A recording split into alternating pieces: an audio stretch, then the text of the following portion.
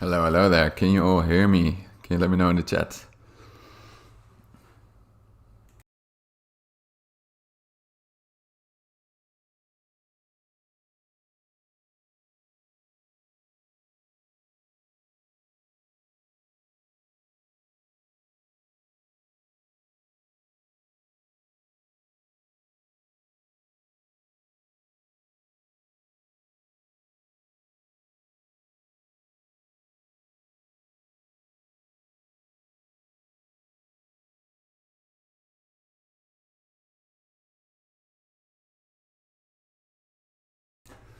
Excellent, great. Then I'll just make sure everything is ready and I'll see you in 5 minutes.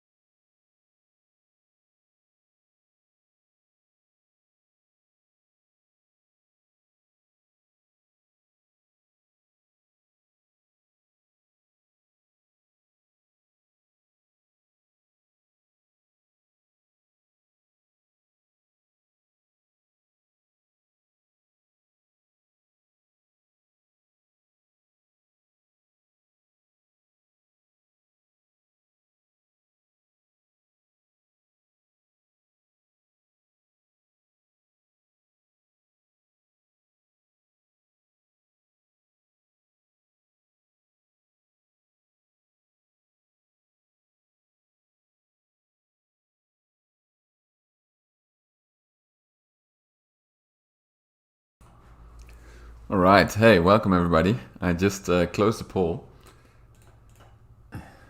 Can you all see me?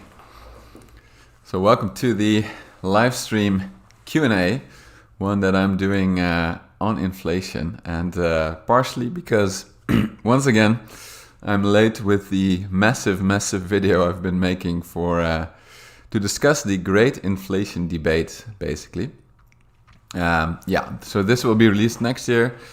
It's going to be pretty big. I think it's going to be comparable to my video on the United States versus the Netherlands middle class economics in size, and I really didn't expect that. So I was setting out to make like this 20-minute video, and it's I think it's almost going to be an hour. So it's just massive.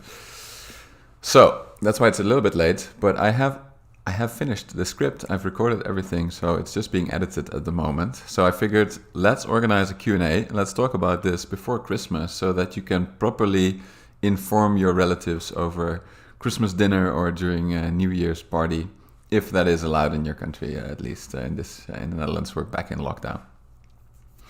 So, okay, I see a couple of questions coming in. The poll was 62% transitory or temporary, I saw. First, let me show you basically the outline for my video, and we can use that maybe to structure some of the questions around a little bit. Let's see.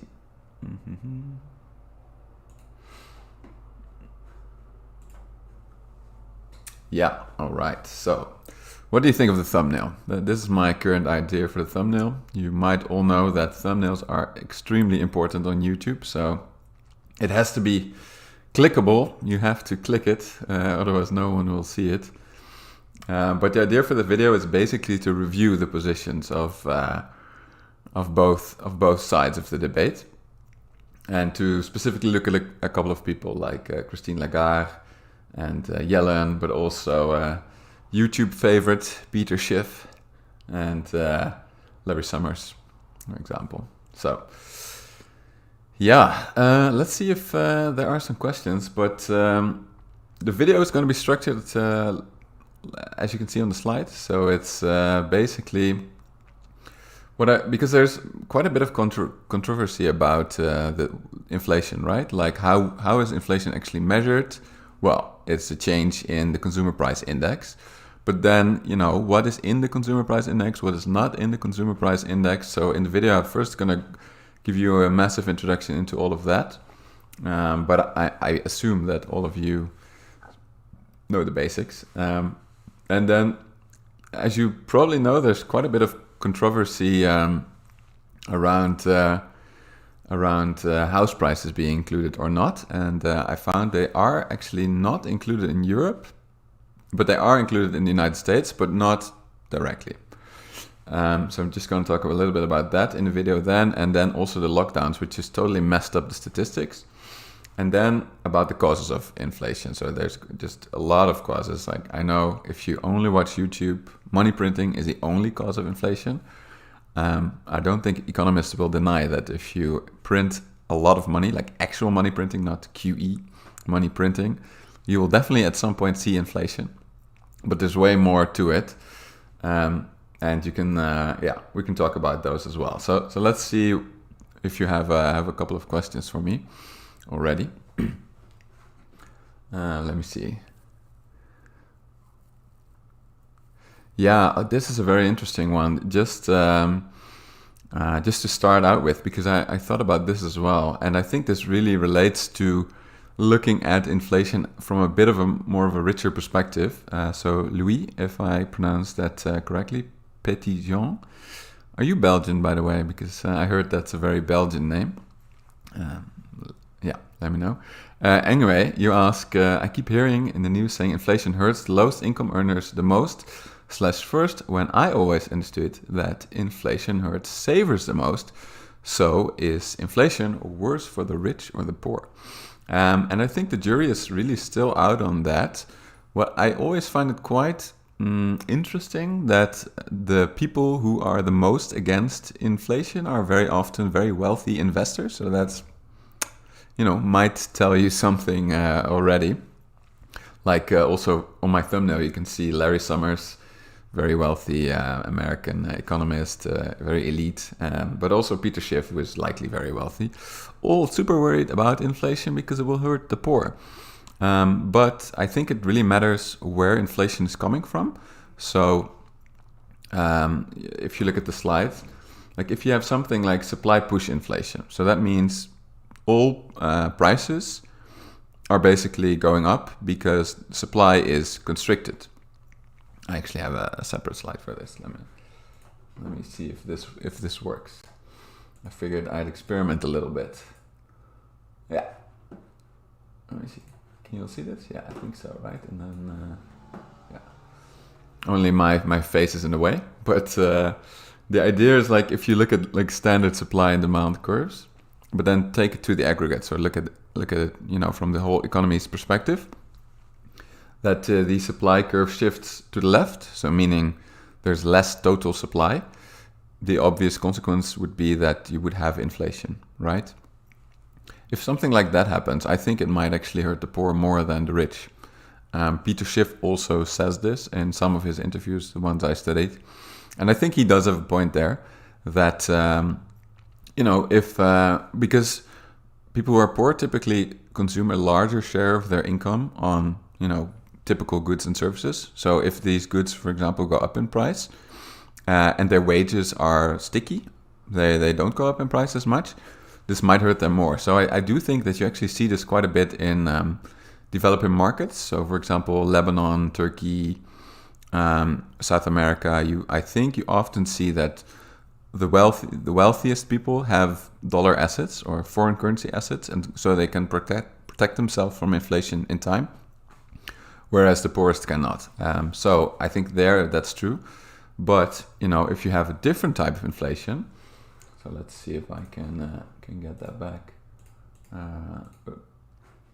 So demand pull, for example, and let's say that demand pull, I think it means that demand goes up, right? But supply doesn't. But I think there are two main ways that this can go. One is money printing. This goes to create extra demand. And the second is if the labor market is really tight. So this is the Phillips curve idea. If the labor market is really tight, wages will go up and prices will follow. But that's obviously pretty good for the poor, right? At least the working poor, that is. Because not all of that will likely feed into inflation. And I think that's maybe also the type of inflation that some of these wealthy investors are most scared of. So hopefully that answered your question. Let me see if I can scroll back. You're Franco-American. Okay. I'll tell. Yeah, then not Belgian. Okay, awesome. Let me see if there are some more questions.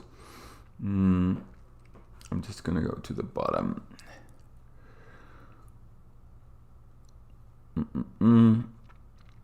We are in a supply-demand mismatch because we delayed the economic crisis with the stimulus. The goal was for supply to pick up and then the crisis would not be as bad.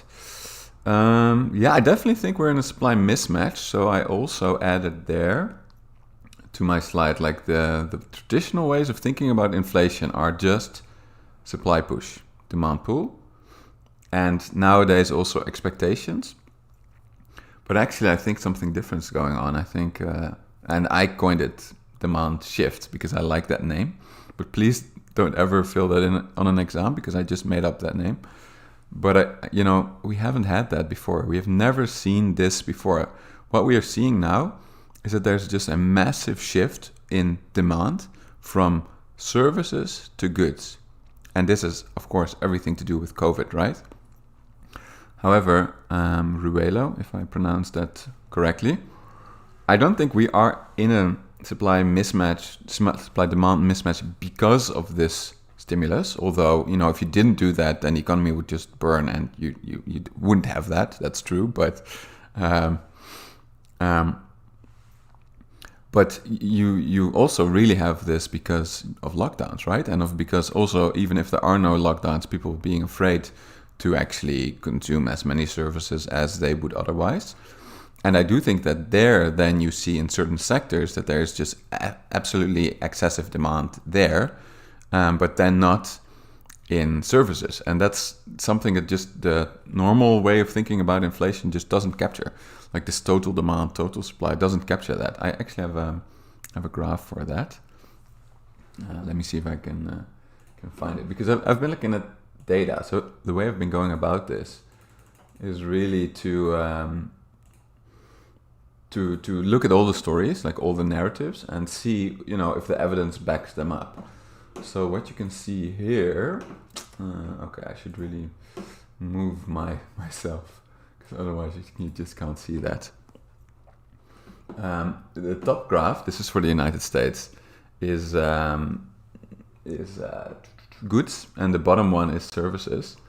And as you can see, they both dropped a little bit when the pandemic first hit, but goods, consumption of goods is well, like this is real, so it's corrected for prices, I think. Let me check. Yeah, exactly. For inflation, it's already corrected. That is well above its trend, right? Whereas services is well below its trend still. Makes total sense, right? If we go out into the world. But then what you could get is that you would see massive inflation in goods, but not so much in services. And that is exactly what we see. But if goods go up faster than services, then of course you will see that on average. So there will be on average inflation. Yeah. Hey, being joined by my macro cat. Hey, buddy. Yeah. Let's see.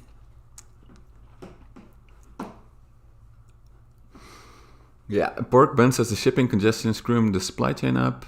Yeah, Matisse. I mean, that's also the case, right? Like what I found is I looked at all the camps, and basically everybody, even the people from money printing is the only reason, say, yeah, sure, there's also supply push inflation, basically, because supply chains are just blocked, right? Okay, this is an interesting one, right? I think it was worth it to spend so much resources and increase debt to avoid a bigger economic crisis, even though there's inflation now. Yeah, so I think that's by Ferrok 174. So I think that's a really good way to frame the debate, because if you say, okay, inflation is a problem, I think you're right, and because good price inflation is going up faster, that does mean that it hits likely also especially people on the bottom of society, right? So the people who are already poorer, just going back to your point, Luis. However, wouldn't they also have been hit if you just let the economy crash and burn, right? Yeah, Henry. But yeah, so because it's actually Marx is more a puma than a cat. That's true. It's really like I can't have this cat who is he can't leave me alone when I do a stream, so I have to oblige. But I think it's really remarkable what you see here, that consumption has really recovered, and yeah, there has been massive stimulus. So I think, to the point made earlier, if you want to have a debate about how bad inflation is, you should also consider the alternative. Because if we would have let this all crash and remain super low, like consumption, that would also have been horrible for people. So we have to I think, reshape the debate into, like, yes, inflation is bad. I think everybody agrees on it.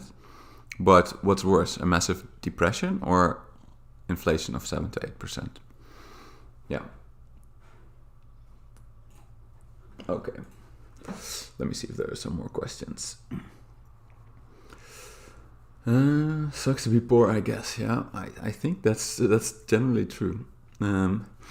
Are the minimum drivers of inflation prices increases of energy? Oh, the main. Okay, yeah. I couldn't find that. No, I don't think that's the case. I think they are a big part of it. I have this other really cool graph. Let me see if I can find it for you. Whoops. There we go. Yeah, so I found this graph, which I think is very interesting.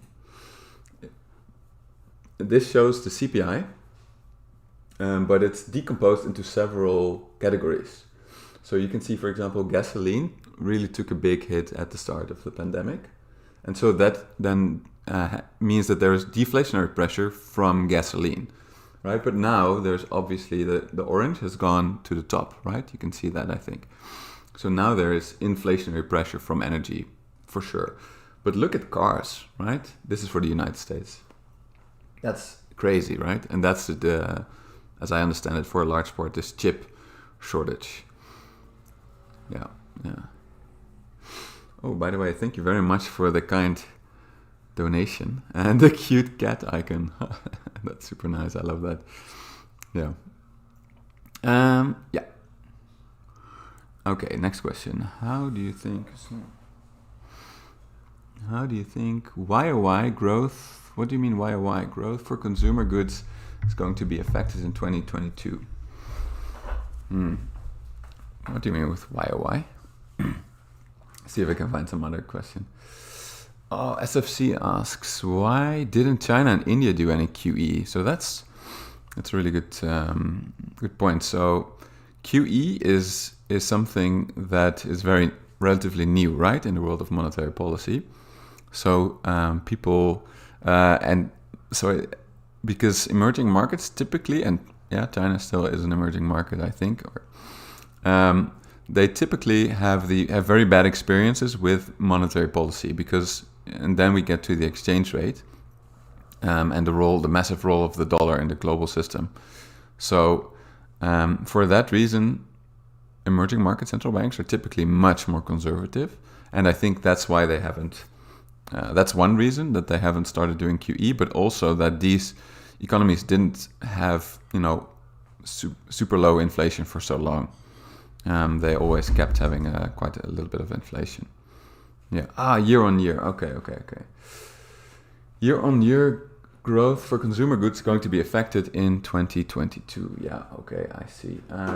So let's get back to that graph of consumer goods. So I think then.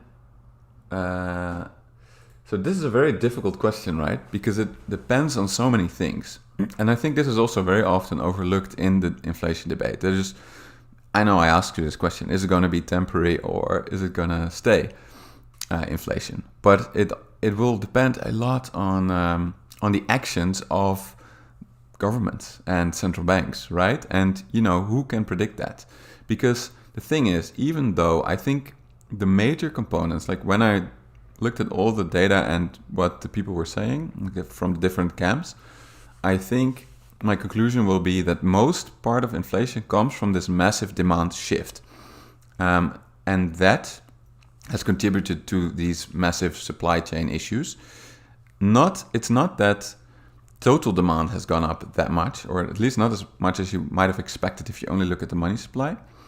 It's just that demand for goods has gone up so much, and we've never seen that before. So I think that if you look at that, those graphs, like the one that you see now, I think are the most convincing. So will that then continue? Well, that really depends on a couple of factors, right? It depends on, will the pandemic continue? I'm not an epidemiologist, and I think most were caught off guard by yet another variant, and we still don't know how intense it's going to be. I mean, I'm back in lockdown here in the Netherlands, so that will likely have a big effect on these graphs again. Like services are again down. Consumption of goods will likely be again up because we can't spend our money now in a fancy restaurant in the Christmas holidays. So, my family, some of who are in the chat, will maybe get a better present for me this year, right? So that type of inflation, I think, will stick around as long as the pandemic sticks around. But you do see that supply chains, at least, are definitely already adapting. So there's massive investment in semiconductor industry, especially in Asia at the moment. There was a great Nikkei article about this 2 weeks ago or something, I think. So you might expect, like, if these factories are done, that there will be quite a bit of deflationary pressure from that side. However, that might be a year or it might be 2 years. So let's see. And then it all will depend on central banks and government. So you see now already that some central banks are cutting back interest rates or are hiking interest rates in response because they are afraid of inflation. If they do that, that might lower asset prices a lot, and that might then also translate into lower consumption. But governments, I think, are even bigger. Are they going to now pull back stimulus? If they do, then consumption will likely drop again. But this is what makes economics so difficult, because it just depends on all of these actors. I think it's a little bit like, but still people expect economists to make perfect predictions, right? Whereas from a political scientist, you wouldn't expect this. But largely the same actors are calling the shots, like governments. Okay, I'm just going to scroll back up because someone again donated very nicely. Best economic channel on YouTube. Thank you very much. Thanks for your hard work and research. So, thanks. Yeah, I have been a bit behind schedule, but I promise next year I will be much more consistent, because I will stop teaching as much in university and just focus on this, because I love making these videos and I learn a lot from it. Okay, another question. What does permanent inflation mean in this context? Eventually the situation will normalize and return to normal. Permanent inflation means permanently higher inflation. So what we are seeing now is like 6 to 7% inflation. And I was just talking to my old supervisor, so the professor who helped me with my PhD, about this. And he said, people forget that, this used to be normal inflation. Okay, Europe, we have something like 5%, right? So 5% inflation was normal, was very normal like 20 years ago or something like that. But for us, of course, it's not normal. So I think then permanent means permanently higher at minimum 5%, something like that. Of course, a lot of the people in Team Permanent, maybe I can get the slide back up to show them, think inflation will be much higher. Or people like Peter Schiff, for example, like the on the right, in the money printing camp, they think it will go much higher. But most people in Team Permanent think it will be like higher at 5% or something. And the reason is that they all recognize most of this coming either from supplies or from perhaps this demand shift. And that's temporary, right? Until the pandemic is over. However, what they're afraid of is that it feeds over into... let me just quickly move my face again. That it feeds over into expectations and into wages. So the idea is, okay, we have this supply-led inflation or demand shift-led inflation now, but wages, people will start demanding higher wages. And that is, in the US, it's already happening, in Europe, not so much. But that could, that doesn't mean that it will become, the idea is that it might become a self-reinforcing spiral. So higher wages means higher prices, means higher wages, means higher prices. And then on top of that, they're afraid that this is what they call the expectations channel. So the idea that economists have is expectations matter for inflation. If everybody expects inflation to be 10%, they will at the start of the year go to the unions and ask the unions to negotiate a 10% wage hike. At the same time, businesses will at the start of the year make their planning, right, their financial planning, set their prices based on a 10% inflation. And that is, of course, self-reinforcing. So this is what they're afraid of. And I think, so your question was, what does permanent mean in this case? So what they often say, inflation expectations will become unanchored, meaning no longer stuck to no longer in line with the central bank goal of 2%. And that's what they're afraid of. And that's, I think, what that means. Okay, let's see if there are some more questions.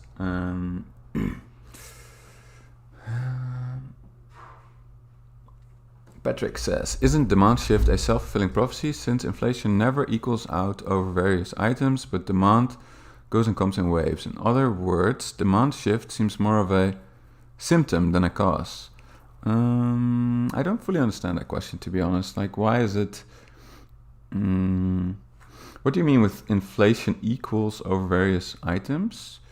It doesn't equal, right? So you can see that in the graph that there's actually a lot of variation in items. There we go.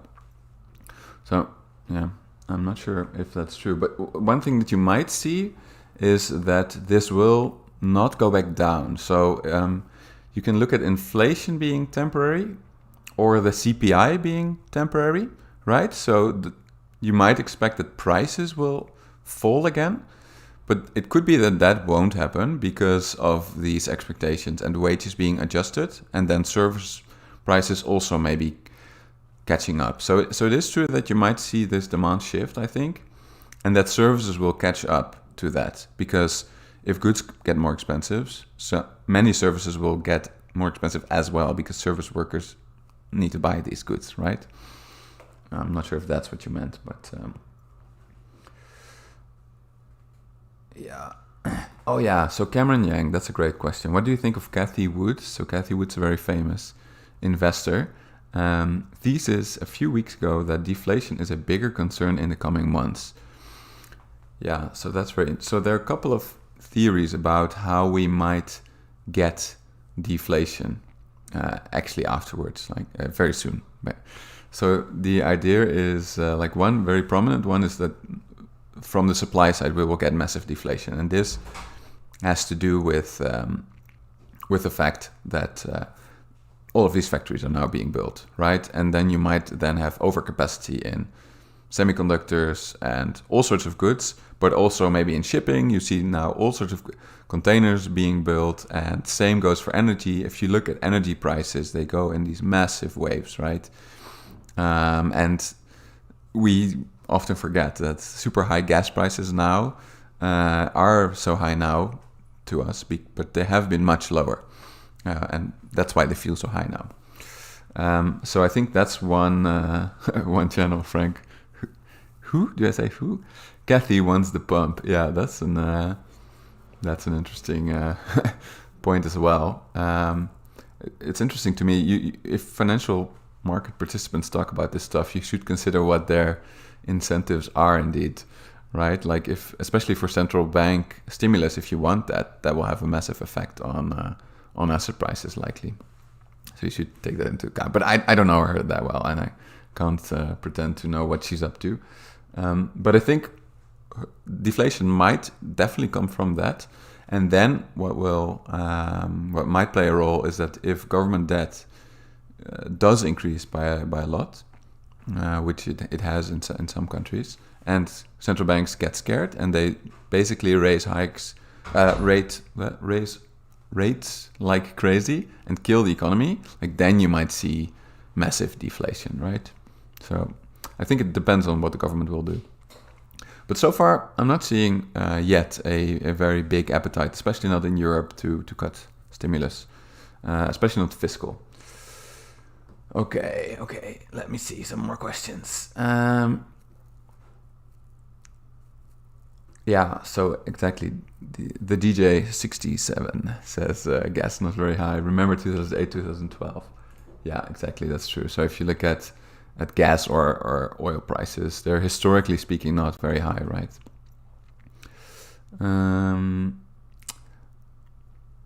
Yeah, okay. So there's now also a question by G. Athos. Does inflation and deflation kind of inverse when demographic growth stops and the population starts to decrease? So that is very interesting. I found one of the most convincing arguments from Team Permanent was from two professors, Professor Charles Goodhart from the United Kingdom and Dr. Pradhan. I'm probably butchering the name. They've written this book, The Great Demographic Reversal. And when I looked into that, I haven't read the full book, but I looked into, their basic point. Their basic point is like we had a lot of aging, and mainly people who were still working, and they had the prospect of like, okay, we're going to go retire soon. So their idea is this means that there has been a lot of saving in the economy versus spending. Now, I look at this as instead of chasing goods and services, money started chasing more financial assets. So their idea is like if society is aging in general, you will likely then see asset price inflation and not true inflation. However, especially like if there's a wave, like with the baby boomers, if that wave of people comes of age, then you will likely see the reverse because, people will start spending again, or more people will start spending than saving because now so many people have turned old. That's their idea. And I think that is a great argument if you want to say this is permanent, this new inflation.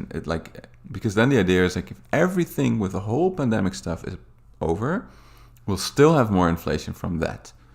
Now the obvious counter argument is Japan, because Japan has been aging and has already hit that limit where their working age population is also dropping. And so they have already come to this point, and yet no inflation, not even today.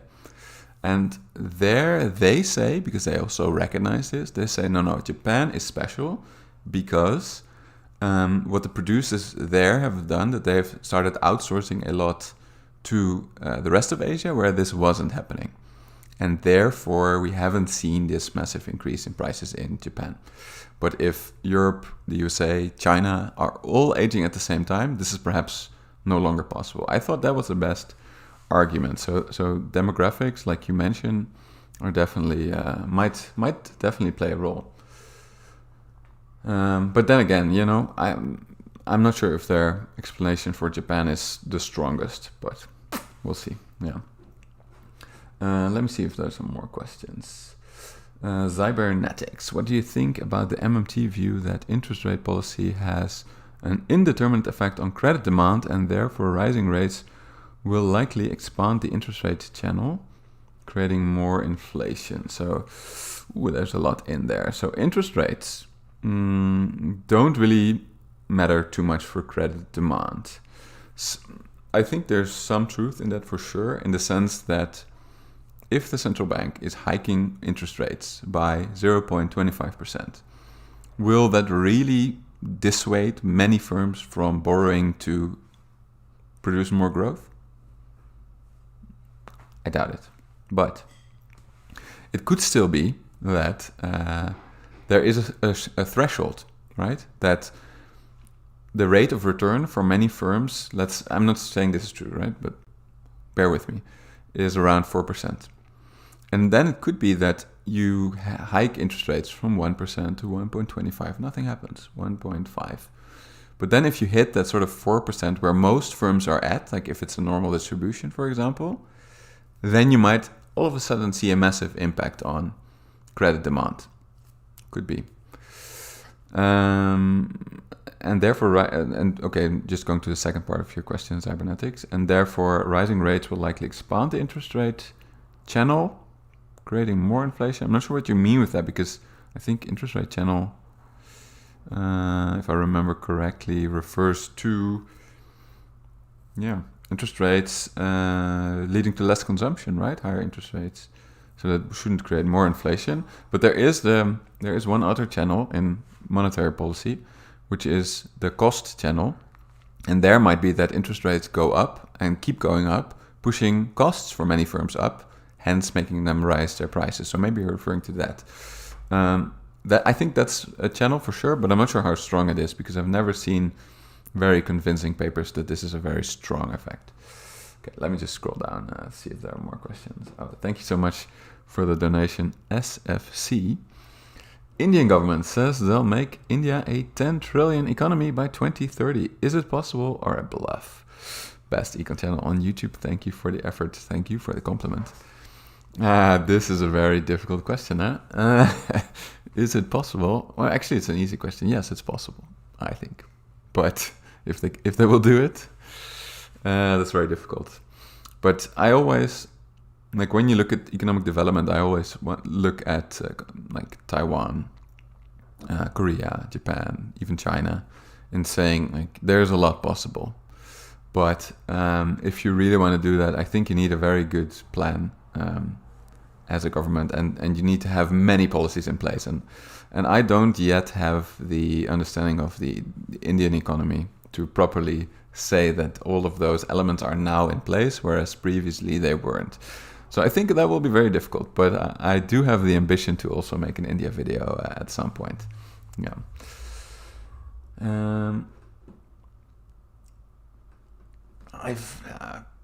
Pikalep says, I've need this. Tired of hearing bad inflation takes online and my family and friends. Yeah. It's so interesting that inflation is just such a difficult subject. And yet many people make it seem super easy and simple. Have you actually seen, like I posted this graph, which I found very interesting on YouTube posts. And that is just looking at the money channel, basically. As you can see this, yeah. Let me just change where I'm at in this graph. Where should I be? No, can't do it. This is for Japan. Anyway, my face is covering the Japanese flag. And this is just very striking. So I looked seriously at the monetary channel, or like the money printing channel. I've looked at M1, M2, and 3. So M1 is money created by the central bank.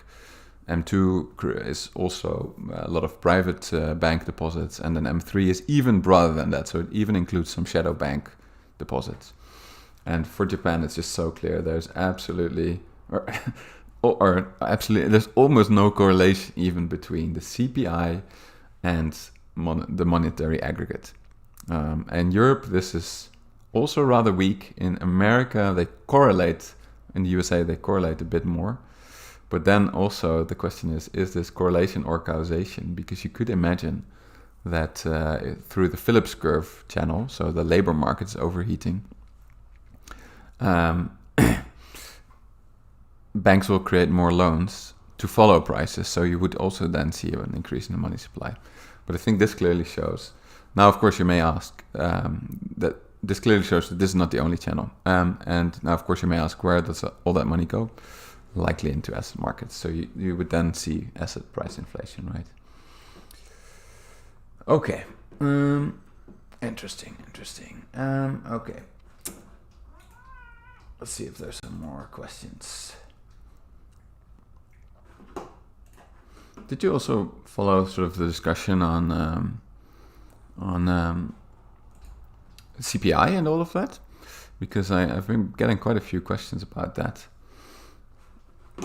But I'll just go through your questions a little bit more. Oh yeah. So Louis again says, where's labor force participation at? Is inflation being driven by people not working as much to make the goods and services? I haven't included that graph, but I have included the unemployment rate, because we haven't yet talked about this channel, right? Like unemployment.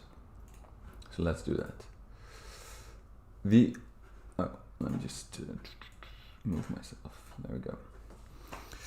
The idea here from this channel, Phillips curve, is if there's a lot of employment, so a lot of people are employed, they all can bargain for a collective wage hike. However, the supply cannot expand more. So then you have demand pull inflation. People like Larry Summers are very worried about this. If you look at unemployment rates, you will see that they haven't recovered yet to their value just before the pandemic hit. And just before the pandemic hit, there was not that much inflation, and now there is. So I don't think this can fully explain what we're seeing now. But as Louis rightly points out, what you're seeing here is only unemployment rate. But in the United States, not so much in Europe, the labor force participation rate has gone down by a lot, meaning that there are likely much fewer people around to do the same work that we always do, or they always do. And that might explain why the labor market is relatively tight in the United States at the moment. I think People can't really deny that. Yeah, and I haven't included that in the graph here, but I will in the main video. We haven't really seen it in Europe, and the best explanation I found there is not what they call the Great Resignation, like, oh, everybody's leaving their job because they hate all of those crappy jobs, but it's that a lot of people in the United States went and retired early through the pandemic. And this effect wasn't that big in Europe because people already retired relatively early in Europe compared to the United States. Yeah. But another interesting thing that I came across is that there's a really big debate about, is it bad that there is a little bit of a wage increase now? Because that hasn't been happening for so long, right? Let me see if I can find that, I think. Yeah. So here you can see that wages also, like if you just look at wages in Europe, this can't explain inflation, right? Wages are still below what they used to be. In the United States, you do see that wages have come up a little bit above trend, right? So that could contribute a little bit to inflation there. But now then there's this big debate, is this a bad thing or not? And that ties into the point that Louis made earlier. Like, who does inflation really hurt? This type of inflation doesn't necessarily hurt the poor, right? Supply-led inflation for sure. Okay, let's see. Bam, can anyone give me a quick summary so far? New to stream. Oh my goodness, yeah, that's going to be difficult, I think. If anybody wants to do it, that would be great. What I will do is I opened a new channel. You can find it link in the description, Money Macro Talks. What I want to do there is because I want to do a lot more live streams and interviews next year on Money Macro. I just want to put the clips of the best stuff there because I found that it's very difficult for people to re-watch a whole live stream, right? You just want to get to the bits that interest you. So I'm just going to post clips there. So make sure to subscribe, of course. Okay.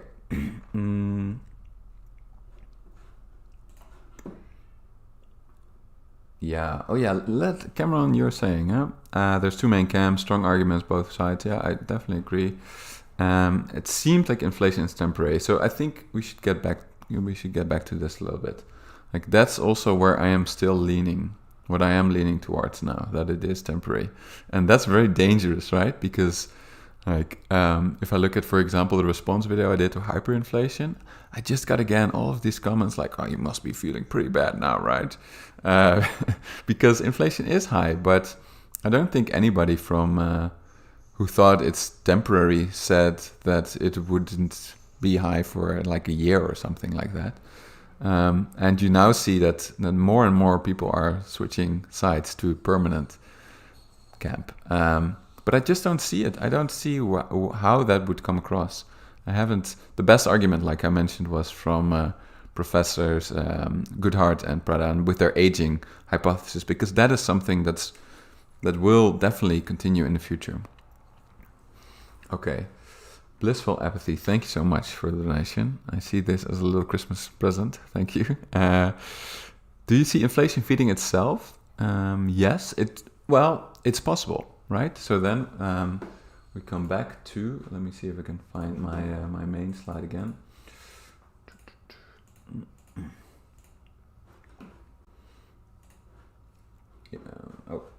Let me just move my face out of the way.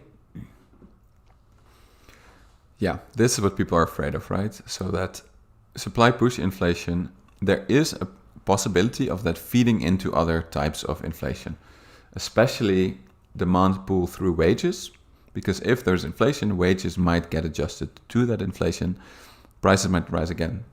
So that's a possible channel through which this might happen. Expectations is another one.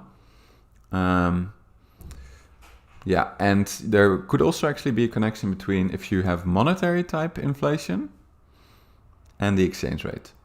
Because if that is happening, then you would likely see that the currency will depreciate, leading to more inflation, meaning that it might be possible. Yeah, is it possible? I didn't bring that point across as strongly, but I think the biggest self feeding inflation cycle is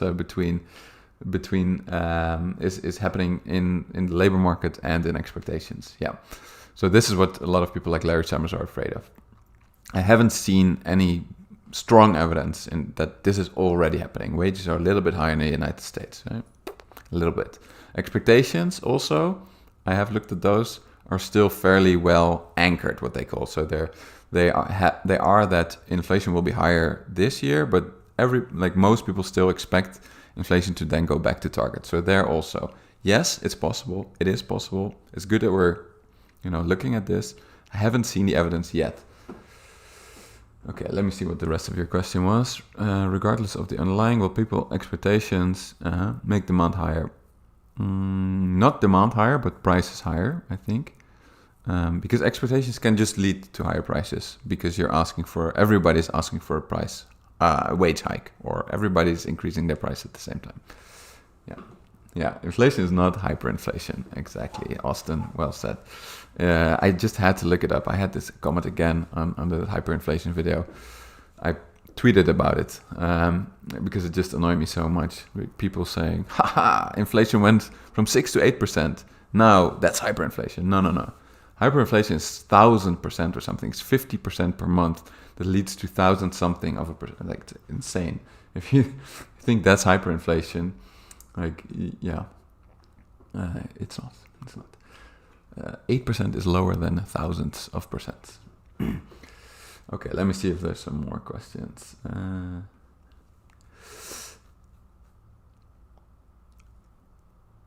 Jacob, as a teacher of economics in high school, HAVO, VWO, bovenbouw, from Groningen. Oh, awesome. I salute you. This stuff's really interesting. Helps me a lot. Awesome. Thanks. That's great. I do have to stress that I do sometimes deviate a little bit from textbook explanations, and that's because I typically read research, and research is always ahead of textbooks. So I always tell both students and teachers to be careful that a lot of the stuff that I talk about is not yet, hopefully, then in textbooks. Siegfried, so inflation might go away after the supply side is fixed and demand shift reverses, right? So people or perhaps people, if the virus is gone, I think it might there's at least a lot of fewer pressure from that side. And indeed, if supply side is fixed, yeah. Deeply negative interest rates won't be an issue. Okay, I'm very glad you brought this up, because this is the thing I have been struggling with for these last few weeks. Just because the camp of inflation fear is so present in the debate, I find myself arguing. Why would you do a rate hike now? Consider the cost of that at least. Because that will likely, if it's big enough, I think it will kill inflation. Because if you, I use the analogy if your patient has a cough and you kill the patient, he no longer has a cough, right? So if you kill your economy in a way, yes, that deflationary pressure from that side will become so big that inflation will disappear.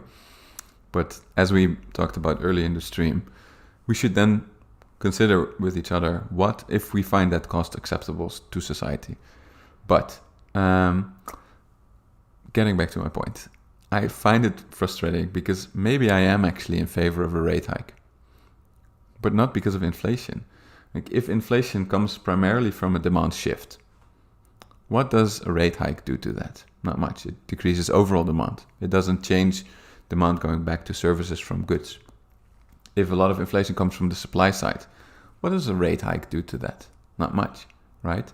Sure, if you do a rate hike and demand does decrease, you will see less of that inflation, it's true.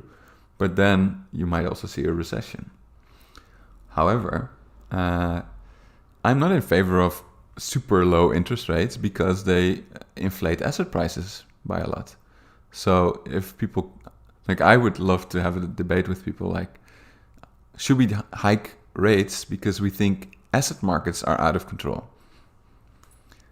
And I don't think we talk about that enough. So it's I find myself often arguing then, yeah, I'm in favor of a rate hike a little bit. Be careful with it though. But not because of inflation. And that's something that's difficult to talk about. So maybe we should make another video about it.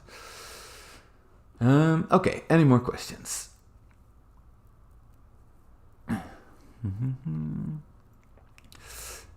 Should central banks forbid fractional reserve banking, aka accounting fraud, and induce inflation with helicopter money? No, I don't think so. It's not inflation fraud because it is clear nowadays everybody knows that a bank is creating money when it makes out loans. And it's legal, and therefore it's not fraud, right? And it's also not riskless for a bank. So check out some of my videos on that subject. However, you do raise an interesting point. Should it induce inflation with helicopter money? Well, yeah, but then also at the moment I don't think so because we already have inflation, right? Aren't current asset prices in a big bubble inflated by low interest rates, cheap money? Yeah, I think definitely plays a role, right? That does have a big like someone mentioned earlier. Do interest rates play such a big role in firm decisions to invest in real projects? Maybe not so much, but do they play a big role in asset price investments? For sure, right? I just took a mortgage for buying a new house. Interest rates were super low. If I look at my monthly costs, that makes a massive impact on my monthly costs. And with that, let's go to the final bit that I wanted to discuss, because nobody that I saw asked a question about this, but there's a big debate. Should house prices be included in the CPI or not? They are not partially included because they don't capture fully the cost of what a house actually costs you. So meaning that CPI or inflation is meant to measure the average cost of a household, of the average household. Your house price going up doesn't mean your monthly payments are going up. Just for comparison, my parents paid way less for their house. So yeah, sure, they have had a much lower mortgage, much lower repayments, but they had interest rates at 8%. Mine's at 1%. That has a massive impact. So if you want to put house prices in CPI, which I think you should for owners, you have to take that into account. And that's why they have, in the United States, owner's equivalent rent, which means asking an owner, how much would you charge for your house if you would rent it out? And that is meant to capture, like if house prices go up and interest rates stay the same, that would likely increase. But if interest rates go down and house prices go up, that might remain stable, right? And that is interesting if you compare European and US inflation, because it's not part of European inflation yet. So maybe we actually have a little bit higher inflation in Europe. Yeah. And you don't consume houses, that's true, Jax, but you do consume partially your house, right? In the sense that there is a cost of living that you would otherwise use to rent something. So in Europe, rent is a big part of the CPI. However, in a country like the Netherlands, where 69% of people are homeowners, and if house prices corrected for interest rates, right? If your housing costs per month go up a lot, this will affect your daily life. So I do think it's good to take it into account. But you should keep also into account that people use a house for investment as well. Yeah, and then Jesus comments that everyone forgets that Saudi Arabia, being a major producer of oil and not increasing production, is one of the reasons for reasons for inflation. That's why Joe Corn Pop wanted to negotiate with Iran. Yeah, I will cover this as well. So Joe Biden went to Saudi Arabia and then with sweet words of kind words, and then they turned on the tap. So you should also take that into account if you look at energy price inflation. Yeah, but anyway, with that, I think our time is coming to an end.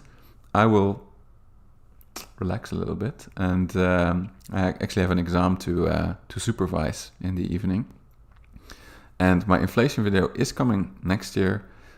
Next year there will also be a lot of new interviews that I want to do with people to prepare for my main videos on the second channel, linked in the description.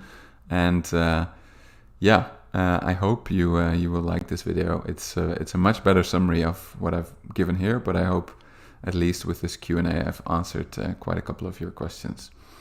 So thank you very much for joining, and I'm sure we will talk about this way more and many more other interesting subjects next year as well. So happy holidays, take care, and see you next time.